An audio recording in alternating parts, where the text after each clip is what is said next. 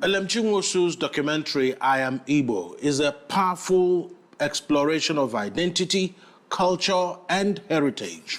By journeying back to her Igbo roots, Nwosu sheds light on the rich cultural landscape of the Igbo people, making the film an inspiring testament to the importance of understanding and embracing one's heritage. We will find out from Elemchi on what prompted her venture into this project and how she is dealing with everything that has cropped up after. This is the Eastern Eye. I am Alex Ogbodo.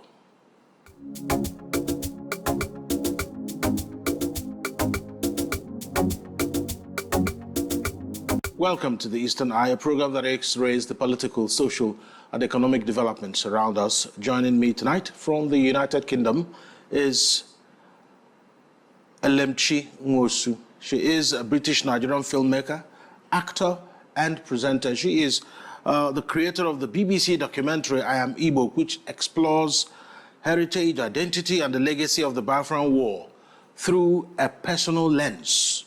The work centers on exemplifying underrepresented voices and connecting diasporic stories to global audiences. She joins me now from the UK. Good evening, Elemchi. Thank you for joining us on the Eastern Eye tonight. Good evening. Thank you for having me. So I guess that the first question will be, what prompted you to create I Am IGBO? Can you share the story behind the documentary, the conception behind that documentary?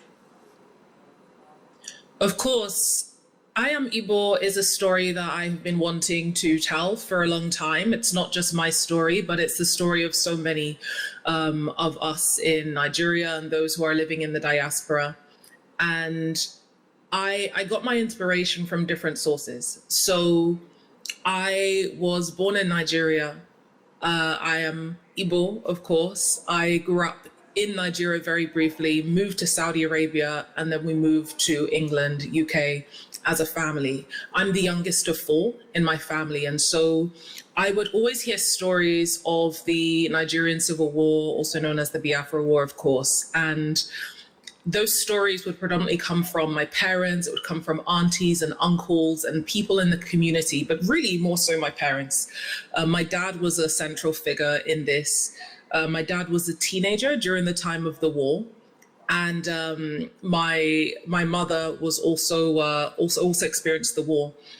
And I would get indirect pieces of this story, this very tragic and complex story in Nigerian history. And I wanted to explore it further. It's something that I feel isn't openly discussed in Nigeria, whether that's in schools, whether that's in politics, whether that's amongst the community. And I think it's something that's actually actively discouraged to be spoken about. And so that prompted me and provoked me even more to explore this story and to look at it really from the lens of the diaspora. So me over here, you know, and what where my curiosity has led me, the things that I wanted to find out, and really making sure that I did justice to the survivors of the Nigerian Civil War. So how did your Igbo heritage influence this journey in creating the documentary? Because I'm sure the documentary wouldn't have dropped from the sky. I mean, something will have drawn you. Was it something nostalgic, or was it something absolutely out of the blues?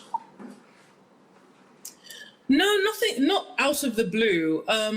Well, growing up in the UK, there are strong knit Igbo communities. My parents always found it important to make sure that we had an affinity to our Igbo roots, and we were proudly Igbo, and we knew where we came from, and we knew our history, and we could speak our language, and we understood our traditions and customs. And so it's something that has always been part of me. I've always been proud to be Igbo. I've always been proud of my Igbo name. As much as people try to, you know, give me English nicknames, I would always reject that and say, no, my name is Elemchi. And so I saw that in myself, but not just in myself, but in others around me. You know, there are a lot of people who live, whether it's in the UK, in Germany, in the US, in France, in China, wherever, that have an affinity and have an interest to our history. And so those are the people that I wanted to speak to, but also those who are also not informed. You'll see from the documentary that, you know, during the filming with the Igbo school in Wales, that there are some people who attended that, you know, they didn't know about Igbo history, they can't speak the language, but they want to come along and learn. So really it comes from, to answer your question, for me, it came from a place of pride, curiosity, and also perhaps a sense of longing. By that I mean,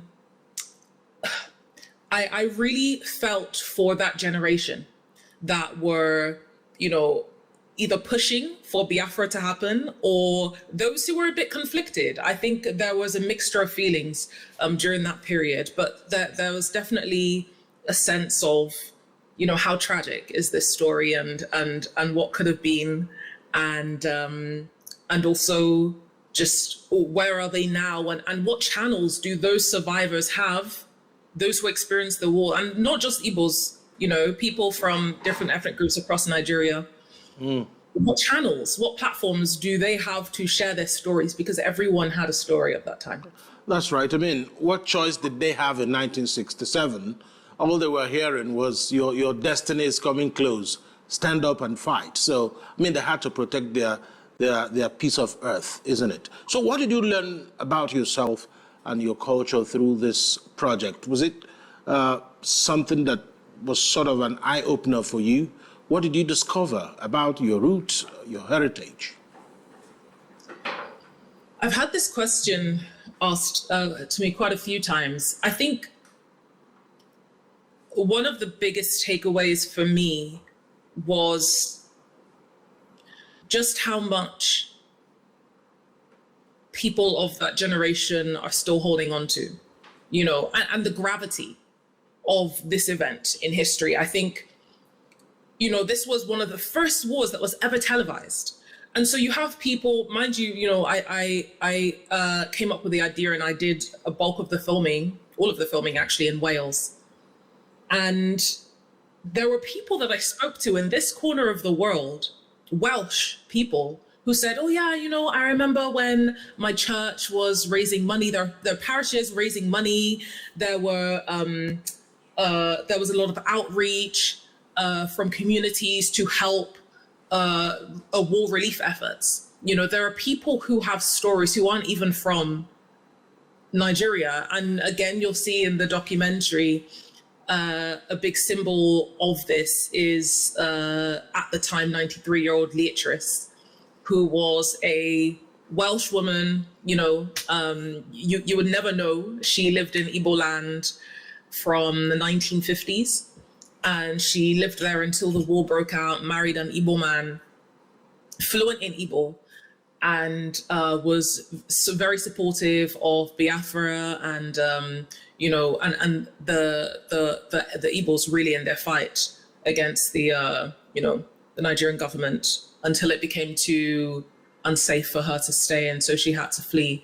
So a big learning point for me is just the vast stories that people had, not just within Nigeria, not just from Nigerians, but also from outside of Nigeria. You know, I have a mentor at the University of Oxford, and when I told him that I did this documentary, he said, oh yeah, I remember that time. No, I remember that time. I remember seeing the images. I remember it was such a tragic war, and people were really moved by what was happening in Nigeria at that time. So, I mean, it's a very profound period. I mean, you just shared a story of how your parents constantly told you stories. In fact, everything I heard about the war came from my parents, and everything I've read about the war matched what they were telling me. So I can understand what you're saying. But what message do you hope people who will see, or people who have seen the documentary, will take away from I Am IGBO? I mean, how do you think it can contribute to something really will help people better understand the Igbo culture? I hope it first and foremost informs people, because understanding our history is incredibly important. And I think it's incredibly damaging if that history is not taught, is not widely shared, is not understood. And I still think, as I said, it's a bit of a taboo subject. And because it's quite a divisive topic, I think people don't really dabble into these conversations. But predominantly, actually, in Nigeria, you don't hear those conversations, openly. And so I think it's to inform, it's to inform us that this happened. This was incredibly tragic. This has shaped how Nigeria is today. This has also influenced a lot of dynamics in Nigeria. I had a friend not too long ago that was asking me about certain separatist movements in eastern Nigeria amongst Igbos, and, pro-Biafra movements. And my friend was like, what's that about? And I said, well, there's a history behind this, and if you don't know the history, then you can't put these movements into context. And more importantly, you can't address, I'm talking now from a political standpoint and a governmental standpoint, you can't address these disruptions in society without looking at the root and addressing that and being honest about it. And secondly, I hope that people understand just the gravity of civil war, the emotional toll that it is, the human toll, the human cost. Because, my dad, God rest his soul, said something incredibly profound in the documentary. And he said, even though I didn't take a gun and I didn't fight in the war front, the scars of the war are still on me. And I think he speaks for so many people. That is how so many people of that time, of that generation feel. We carry these emotional scars with us. Just because you can't see it physically doesn't mean that it's not there.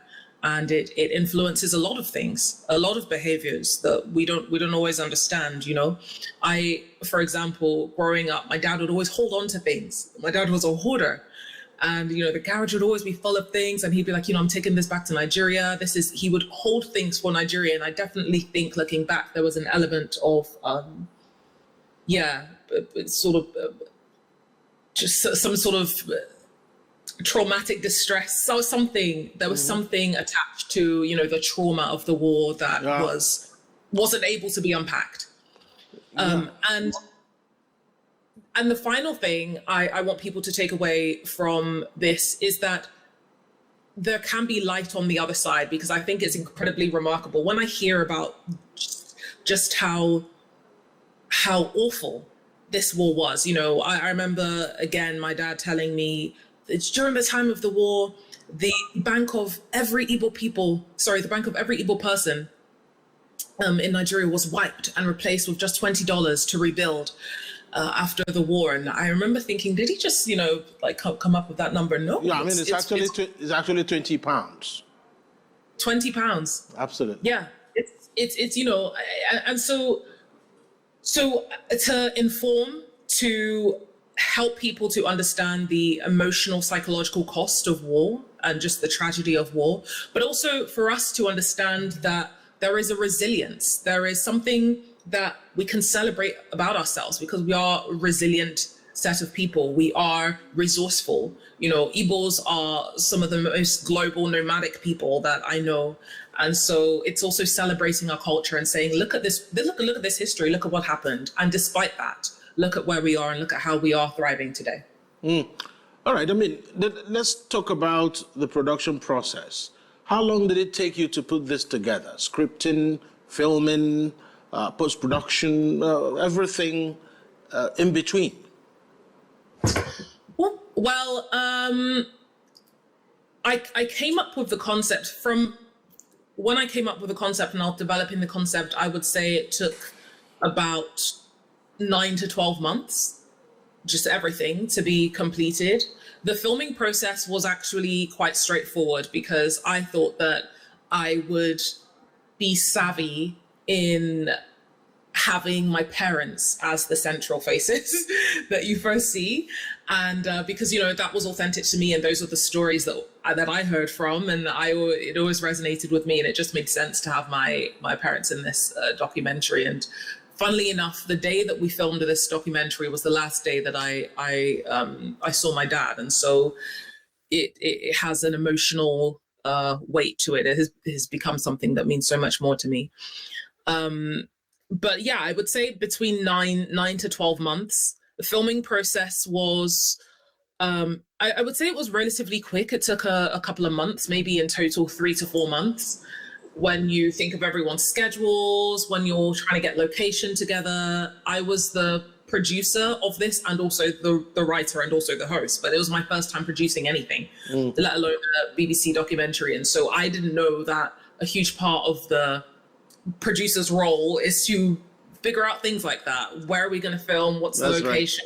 Right. Be there, signing off, safety forms, making sure there's a therapist on site to ensure that everyone feels, everyone can kind of release after filming something so intense. Yeah. And figuring out all of these things. So it was, 9 to 12 months. I don't know if that's relatively short or long in the context of things. This is one of this is my first BBC project. This isn't my first project.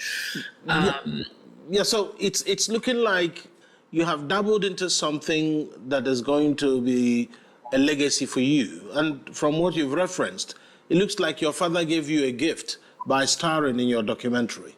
I mean, it's going to be etched in your memory forever, isn't it?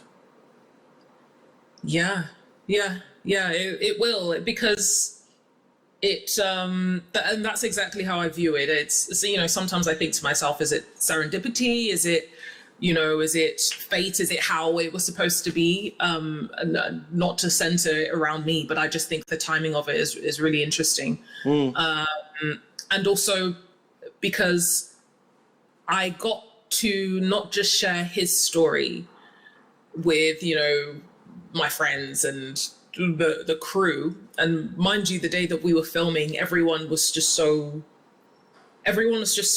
invested, and so just so glued and invested in his story. And it was really, really beautiful to have the BBC crew there, to have everyone who was filming there, and to have my parents there, and to have my dad there, to feel like he at least, was able to be heard. But it was special to also share his story with the world, essentially. And it's unfortunate he passed before it actually came out on the BBC, so he didn't get to see it. He didn't get to sit down and watch himself on this program that he's been watching for God knows how many decades. That would have been such a beautiful experience, but I'm thankful nonetheless that I was able to capture him in this project. God, who knew that the timing would be the timing would be like that. And it was almost by design, really, that he was in this project. And that was the last day I saw him. I mean, that's how life is. He now belongs to the ages, and his memory will be a blessing to you, isn't it? So let's talk about your career and expertise, because you didn't quite start off doing films. You're an economic development expert. So how do you think your expertise can be applied to promote development in emerging markets like Eastern Nigeria, for instance? I mean, working in this documentary, has it created any connection for you that wasn't there before? You know what? I always knew that there was a connection. So I'll give you a quick rundown of my career. I did my undergraduate degree in international development with economics at the University of Plymouth. And that was my first conduit into just understanding the world. I knew I wanted to study that specifically. I knew for a long time I wanted to study international development with economics, because I was asking questions quite early on. Why is it that 80% of the world's wealth is owned by 1% of the world's population? Why? I was asking questions about inequality. Why are some countries poor while some countries are wealthy?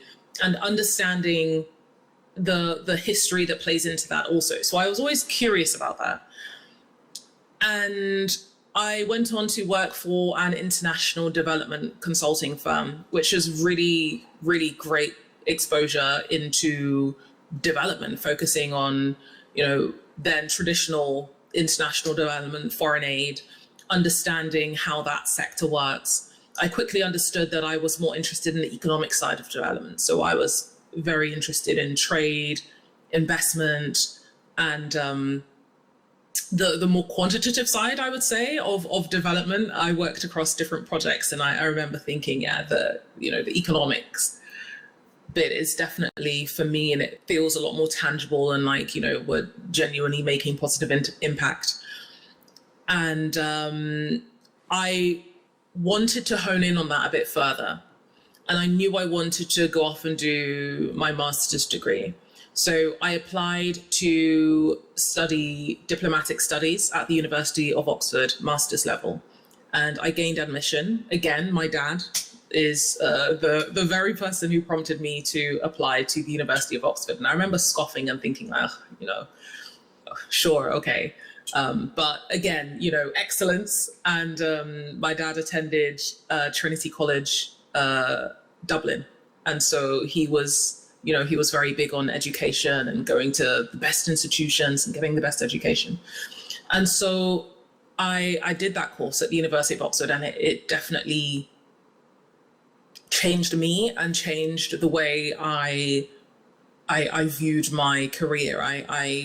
It felt like I was sort of scraping away at and carving out exactly what I wanted to do and where I wanted to be. I think Oxford was definitely the environment where I got the most inspiration for the intersection between development, economics, and telling stories. I didn't know what that world looked like.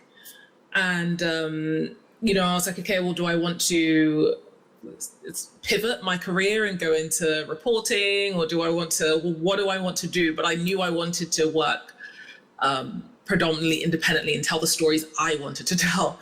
And so I just knew that I would use the experience that I have gained so far and the stories that I was interested about and the things that I had learned to tell stories. I got the opportunity when I was working in development to work on projects across Nigeria, Ghana, Burkina Faso, Rwanda, Cote d'Ivoire, so many different countries. And to be able to get on the ground and see these projects and, go to farms and see production processes and see supply chains in person. I feel really blessed to have seen that. And also hearing the stories attached to those projects and seeing what the communities look like and seeing how those projects were impacting, different subsectors of the community. What did it look like for female farmers who were in, seaweed processing? What did it look like for just so many different types of people within the community? And saying, okay, there's faces behind these projects. Of course, I knew that, but now I see the faces and I understand really what matters to them and what drives them. And I understand that these perspectives a lot more. And I always found that interesting. I've always been interested in people and their stories and telling the narratives that we don't often hear and making sure that those narratives are not only honest, but also empowering and making sure that they're told with a sense of, integrity and sincerity. So, I always knew there was this intersection, and it was just a matter of time before I explored that. That's right. So, do you think that the Bafra War has become a marker of Igbo identity? Do you think now that you can't tell the Igbo story without referencing the Biafra War? Do you think that's what it has become? I hope not, and I don't. I don't think that. I think, our identity, our culture, our heritage as Igbos is far more rich and long and extensive. That's right. It goes far beyond the Nigerian Civil War. But can you tell the story of the Jews without the Holocaust, for instance? Is it possible? Well, I think there's a difference in, telling part of a story versus, there's a difference in understanding that that's part of a larger story versus the story. The Biafran Civil War is not the Igbo story by any means.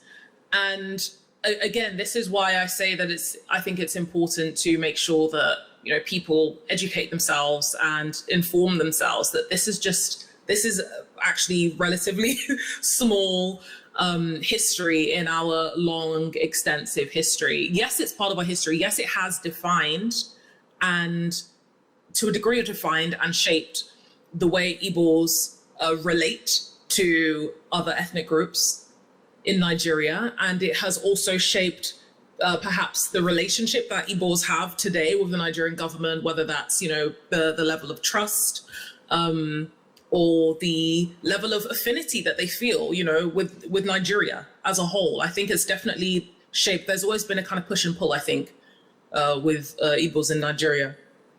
But I don't think it's definitely not the Igbo story. And it's like anything in history, like you say, that's a very good analogy with the Jews and the Holocaust. There are key things in our, modern day society in this phase of history that we're in that we will always point to and say, that's the part of these groups of people. That's the part of their history that we remember. Because honestly, it wasn't too long ago, in the grand scheme of things. If my dad can tell me direct stories about, how he'd go to a market and then suddenly a bomb will go off and people are running helter-skelter, and that's, it wasn't too long ago. And so I think naturally we use most recent history as our reference point. That's right. So, it's the whole story. That's our own By the Rivers of Babylon song, isn't it? How we escaped Bafra war. So we'll take a break at this point. When we return, I have more questions for Elemchi Nwosu, the creator, or should I say the producer of the documentary, I Am IGBO. Stay with us after the break.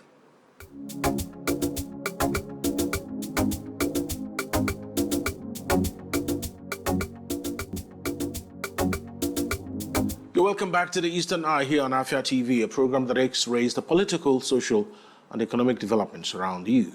We are reaching you live from Enugu, southeast Nigeria. And my guest joining me from the United Kingdom tonight is Elemchi Nwosu, the producer of I Am IGBO, the documentary telling the story of the Bafra war through the lens of an Igbo diasporan. Okay, so let's talk about this documentary and where it has screened for now. Someone who wants to watch it, where can the person do so? And where are the other places you plan to screen this documentary? Currently the documentary is on BBC iPlayer. I did do the documentary of the BBC. And so I'm very aware that, BBC iPlayer, the viewing policy is restricted to those in the UK, unfortunately. And so it will be on BBC iPlayer until July 30th. And then after it's off BBC iPlayer, then I'll have a bit more freedom in terms of distributing it. And so I would love to, have it screened in Nigeria. I would love to take it to the US. I would love to take it far and wide so that I can get different receptions and feedback and just hear different perspectives on the documentary. So which part of the Southeast are you from? I should have asked that question right at the beginning. I'm from Imo State. All right, so when was the last time you visited? This time last year. All right. So, a lot is happening in Southeast Nigeria, and this is one documentary, I think, that will be welcomed with, if there's anything more than two hands. People will welcome it with their arms wide open. So do you have plans for that? You have lots of eyeballs here waiting to lash onto the documentary. Is it something you're planning to do anytime soon? Yes, 100%. Like I said, after July 30th, when there's a bit more freedom with where we can take the documentary, and I say we, I'm speaking the director and I, his name is Mo Jana, And he is a wonderful director. He was really invested in this story, and he is also as invested as I am in distributing this far and wide and taking it specifically to not just Nigeria, but also just different places across Africa, to get a perspective and to say this is one of the stories, one of the key stories from the continent, and we want people to see it for sure. So what's next for your documentary production outfit? Do you have any upcoming projects or collaborations at this time? Are you excited about anything that you might want to venture into? Are you working on another documentary? Well, that's the plan. The plan is to do a more extensive version of this story. It might not be the exact same story, but it will definitely extrapolate certain themes of the documentary and explore those further. It's funny you ask, because this was an idea that I pitched to the BBC, and I just sort of did it not knowing that they would pick it up, and not knowing that they would be particularly interested in, actually. So that's a funny thought. But they allocated relatively short time for us to explore this story, and I think they were almost using it as a pilot to see if it could be something larger, and to sort of gauge the reaction. And it's interesting because that's also how I viewed it. I thought, okay, well, fine, they've given us this time slot, let's see what we can do in this time slot and get the feedback and see if we can push something larger. So the answer is yes. I am more in the conception phase of exploring another project, another documentary, and you'll have to stay tuned to hear more about it. But you'll be the first to know. All right. So, just a little more about your background, and how do you think that and your experiences have shaped your perspective on Igbo culture? How do you think that, again, your background, having also moved to the UK, your education, how do you think all that have affected your work? My background, the way it's influenced my view on Igbo culture, I'm very passionate about my culture. I'm very passionate about my heritage. I think, I'm in quite an interesting position because, yes, I am Igbo. I was born in Nigeria. Like I mentioned, I'm the youngest of four. Out of my siblings, I spent the least time in Nigeria, growing up in Nigeria. Although I did go back and live in Abuja as an adult, but that was a different experience, I would say, compared to growing up as a child in Nigeria. And so I think it has always left a sense of wanting and longing in me. And by that, I mean, I've always wanted to make sure that I'm filling the gaps, the knowledge gaps within myself. And I'm making sure that I am well versed with the culture and appreciative of the culture and the heritage. And I understand our customs. And I never wanted to feel like a stranger to my own culture.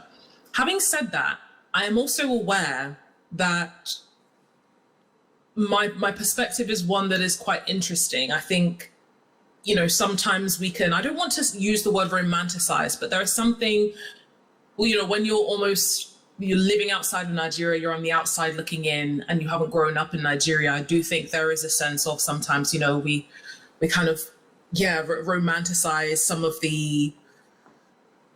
some parts of the culture, or maybe even the struggles, and we sort of look at it in a way that perhaps isn't always realistic, in the sense that, that there are some real struggles on the continent, and in Nigeria and in the East specifically, there are real separatist movements. These are very real issues that people are going through. There are people who, are pushing for Biafra. There are people who are disappearing. There are people who are being silenced.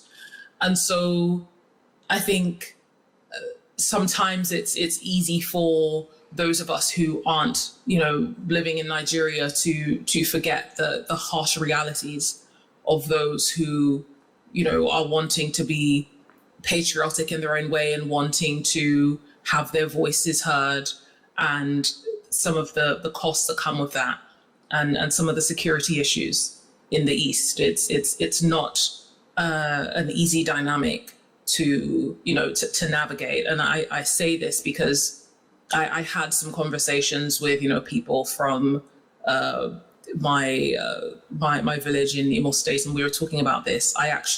You asked me if I've taken the documentary to Nigeria. Not officially, but I did show it to my extended family when I went to the village with my aunties, my uncles, my cousins, my sister, late sister, and that sparked a conversation. And the conversation was, it's a really, really difficult climate to live in, because a lot of my family knew of people who had, disappeared, or who had been attacked and beaten and silenced because they were, talking about Biafra, and they're talking about separatist topics, and it's not something that is encouraged in Nigeria. And so I try to remember the harsh realities, living here and making a documentary like this. And it's something that, I hope to cover in the future. Mm-hmm. I mean, I guess now you understand why I asked the question about the Bafra war and the Bafra story being an important marker for the Igbo history. It's not the only marker, but it's an important marker. See how you felt just talking about this aspect. So you are in diaspora, but you can feel that lump on your throat relaying this. So think about what those of us who are right here, right now, are feeling, witnessing this on a daily basis, that, a whole continental shelf's name had to be changed because of Bafra. Changed it from Bite of Biafra to the Bite of Bunny. So this sort of narrative actually takes you to that, put that on your table, that responsibility. Since you've taken that responsibility to produce a documentary, you need to either have a sequel or make it bigger, especially now, not from the diaspora eyes, but from the eyes of an Igbo child, isn't it?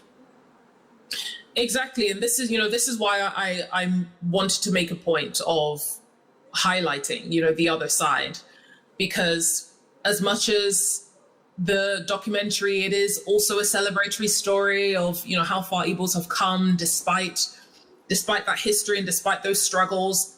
Those struggles are still very much real, and they still very much exist. And I didn't want to come across as, I'm ignorant to that, because I'm not. And I think I can imagine that it could be frustrating, perhaps, for someone who is, living in Eastern Nigeria and going through, and perhaps someone who has experienced, any of the things that I've described, and saying, oh, okay, it's a celebratory story for who, And so I'm very aware that even within Igbo land, the perspectives will vary and the experiences will vary. And this is another reason why I'm interested in taking this documentary to Nigeria, because I myself am open to learning. I really want to understand perhaps what gaps there are that we haven't covered, what assumptions we've made, what narratives we haven't told as well as we could have, and also who we've left out, what perspectives, what nuances have we left out of this story. All right, so let's talk about some of the things you've accomplished. What does it feel like being named one of the top 60 African women in development by the Donors for Africa? I mean, how did this recognition impact your work or perspective?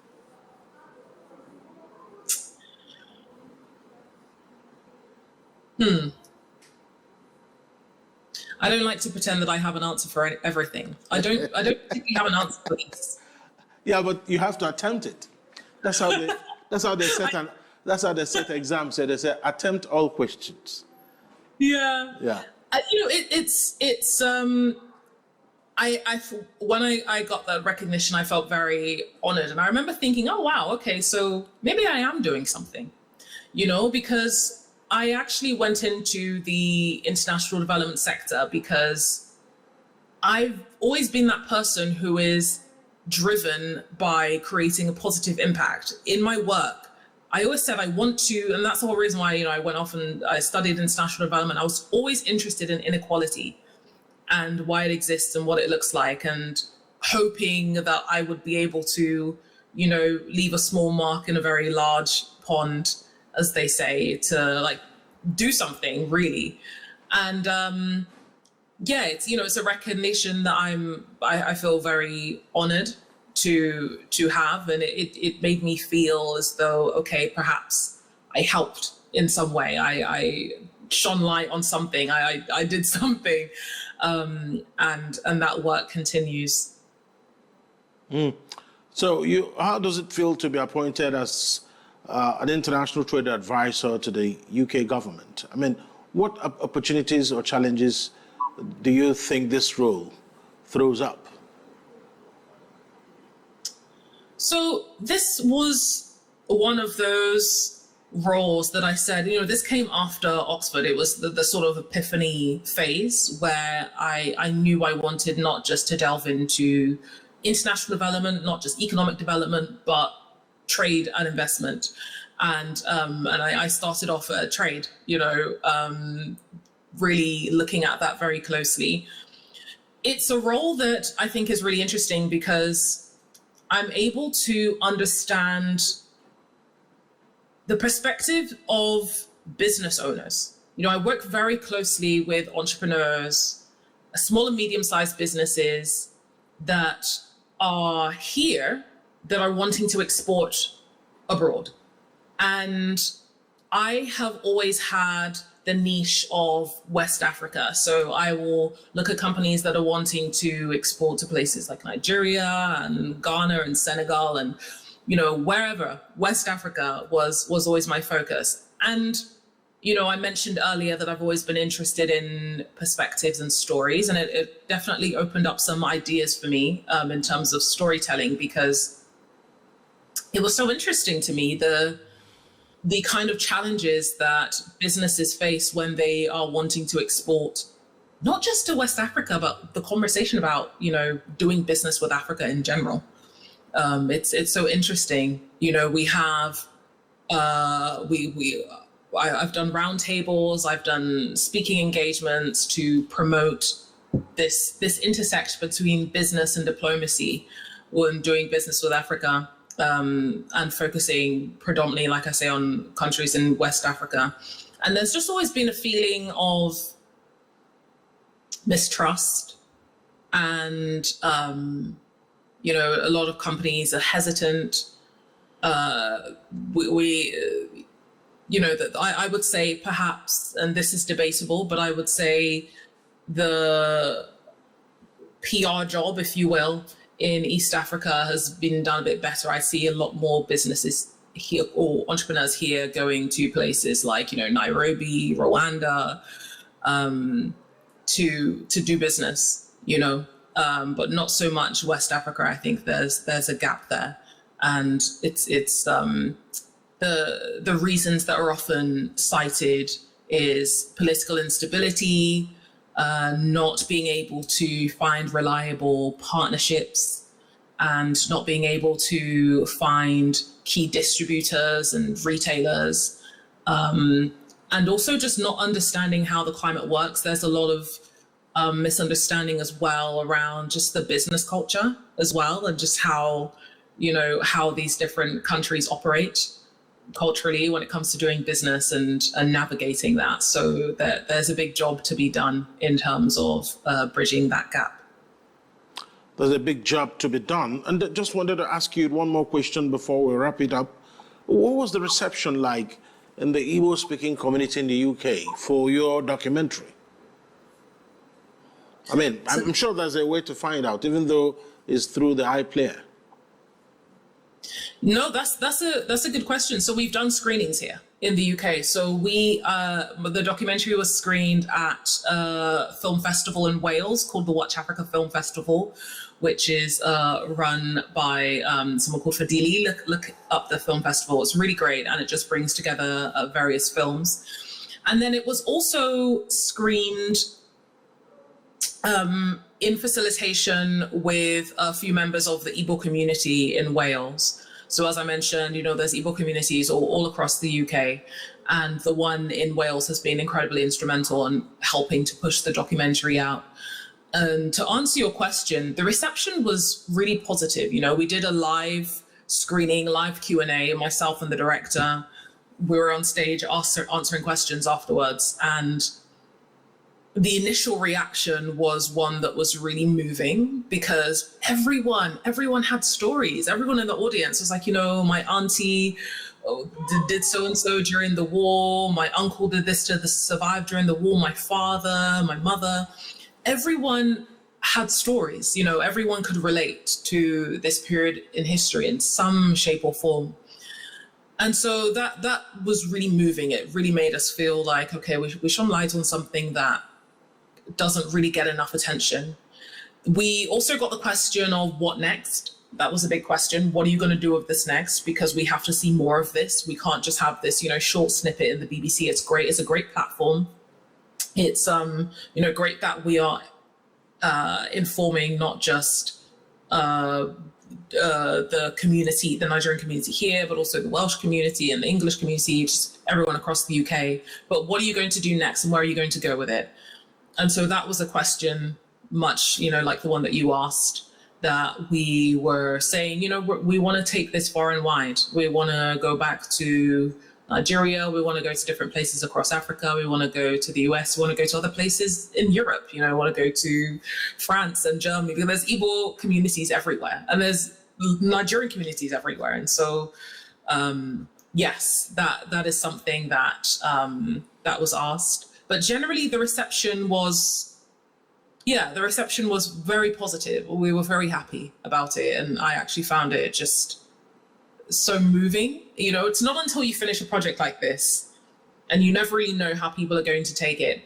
I do think that given the space of time we had to work with, it's a short documentary. So it leaned more on the informative spectrum. There are themes within the documentary, like I said, that I would have loved to explore and, throw some depth in there and look at certain nuances, but we just didn't have the time. But I love that I was even getting messages from people in the UK, people who were not Nigerian, people who were English and Welsh, saying, one lady messaged me saying, I'm married to an Igbo man, and he's always spoken about the Nigerians. And I've never really understood, what some of the things that he describes and some of the things he says, but watching your documentary helped to give so much context to that. And wow, I didn't know the gravity of this. Like, thank you so much. And then there was another moving message I got from, a guy, and he said he's in his 20s and his dad lived through the Nigerian Civil War. His dad has never, ever, ever spoken about that war. They lost half of their siblings during the war. Their house was bombed. Like they really experienced some tragic things during the war. And he said he'd never ever been able to speak to his dad, and he watched this documentary with his dad. And for the first time, they were able to have a conversation about the Nigerian Civil War, and he was able to ask him some sensitive questions that he wasn't able to previously. And so it could be a conduit, to something much larger and a more sort of in-depth relationship that we can have with people of that generation, to say, like, we see you and thank you, thank you for all that you did during that time in our history. And I respect those who have lived through that war so much. They really bore the cross. And I have to thank you so much, Elemchi Nwosu. We've talked down the clock here, and they say you either write something worth reading or you do something worth writing about.